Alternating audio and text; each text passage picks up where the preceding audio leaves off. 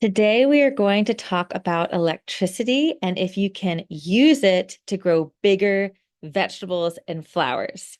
This is a really exciting concept and it's not new. It's been around for a long time. And how cool to think that there is something like this term called electroculture, which can prevent pest damage and give you stronger yields. And it's something that you could set up once and have forever. And I found an article that goes into the details and explains all of it. So we're going to hop into it. But before we do, make sure to like and subscribe to my channel so you can see more awesome videos on how to grow food and flowers and homestead sustainably. So let's take a dive and see what we've got. All right. So this was just published last year, but like I said, this idea of electroculture has a long-standing history. And the beginning of this article is really cutesy, as you know, a lot of news articles are. But here's really where it starts to get interesting. And it all stemmed from the observation after a lightning storm that mushrooms would proliferate madly. And so let's keep going because they've got some really interesting studies that's going to make you really curious about doing this in your own garden. Since you couldn't call down lightning on demand to confirm this experimentally, it wasn't until the 1740s that allowed new devices and scientists to store and deploy this mysterious phenomena of electricity at will for the first time.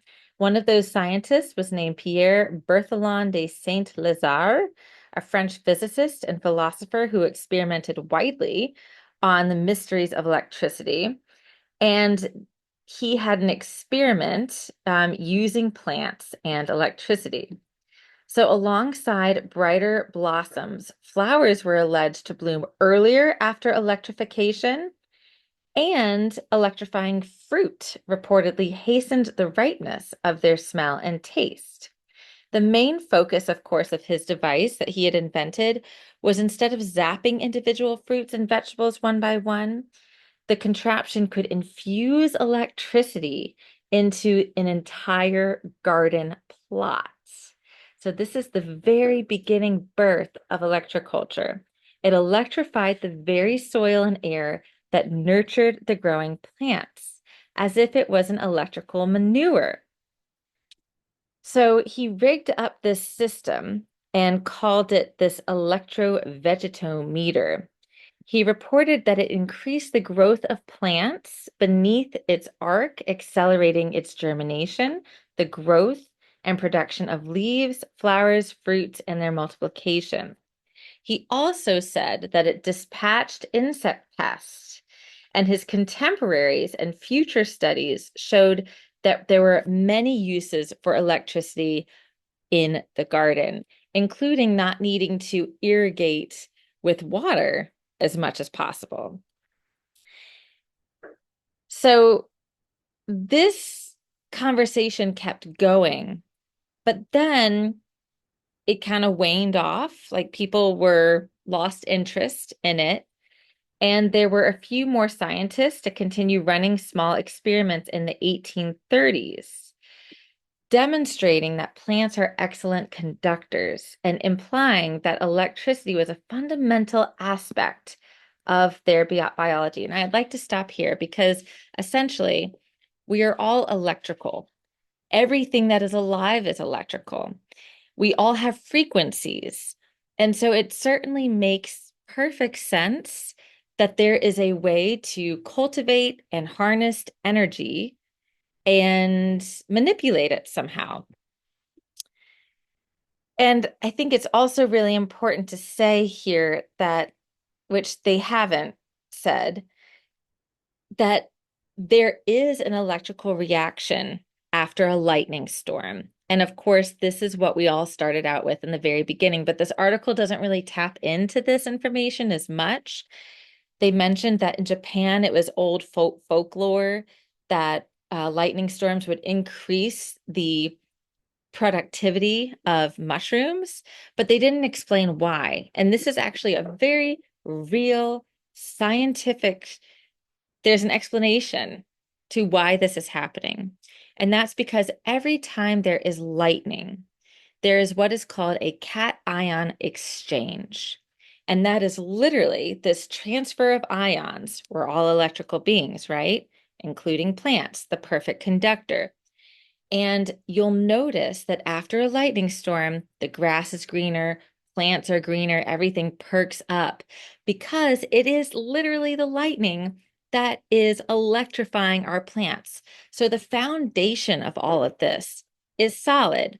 The question is there substance to us as humans being able to facilitate it and manipulate it in order to incorporate it into our gardens and grow these bigger yields? So let's keep going and see if they answer that. Let's see. So there's a bunch of people that have been studying electricity from the early 1800s on, even longer. But it was later in the 20th century that there was a revelation that plants use electrical charges to manage their internal communications, similar to how animals do. And the fact that all living cells have pores in their outer lining, which ensure that different ions stay on different sides of the membrane. Plant cells have an inner voltage too, and they use them to the same effect to communicate information about their environment. Research conducted in the 1990s demonstrated that plants responded electrically to different stimuli, including light, temperature, touch, and injury. This, aligned with insights from chemical plant communication, suggests that plants can sense danger, communicate with other plants, and call to animals for help. For example, corn, can summon wasps to attack the kinds of caterpillars that attack corn? This is a big topic in companion planting and a biological pest management response. As soon as a plant is getting munched on by some sort of pest, like aphids, it is going to be able to send out signals to the near environment for ladybugs and lacewings and other beneficial insects to come. And it's doing that because we're in this perfect system where it would make sense for those other insects to come and help out this plant. So it's a really almost poetic beauty to how everything is interrelated. So we want to get down to the piece here now about electricity.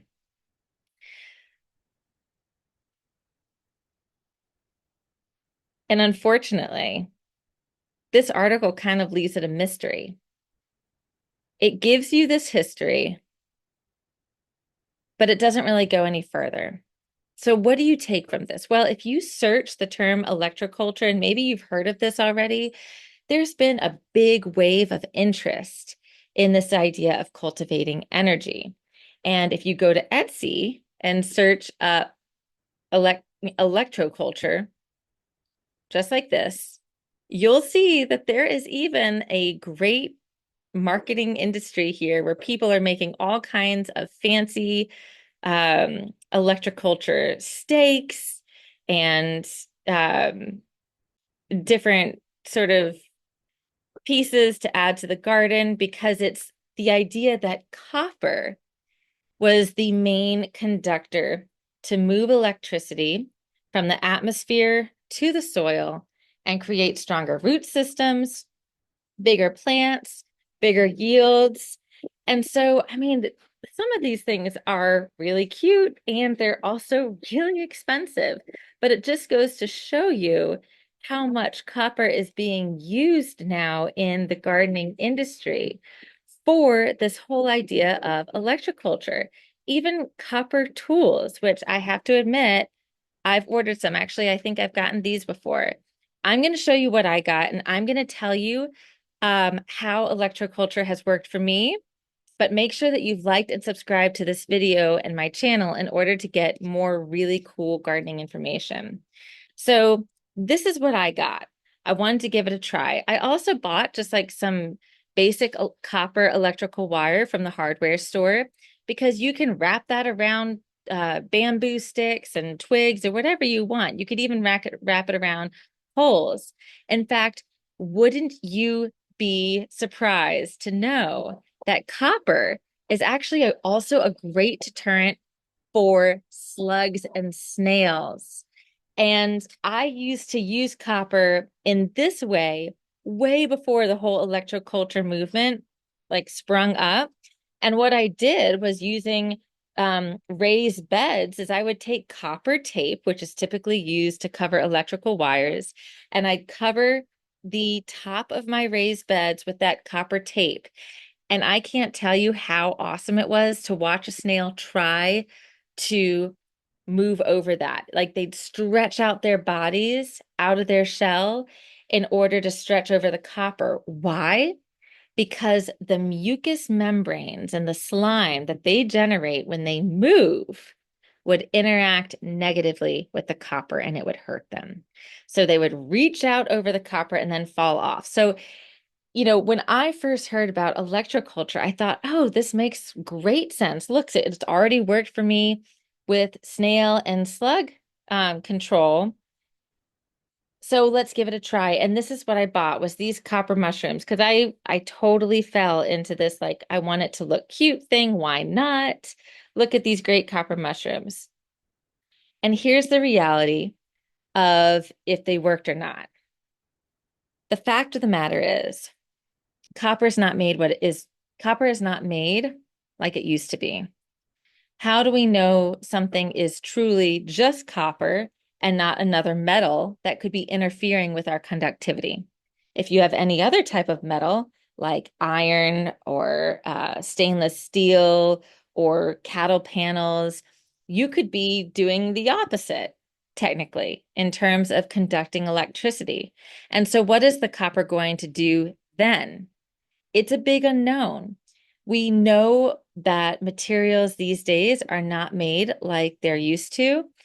And so when I tried out these copper mushrooms, which happened to be mixed with silver, and I'm not a physicist to be able to explain if that actually would mess up the conductivity.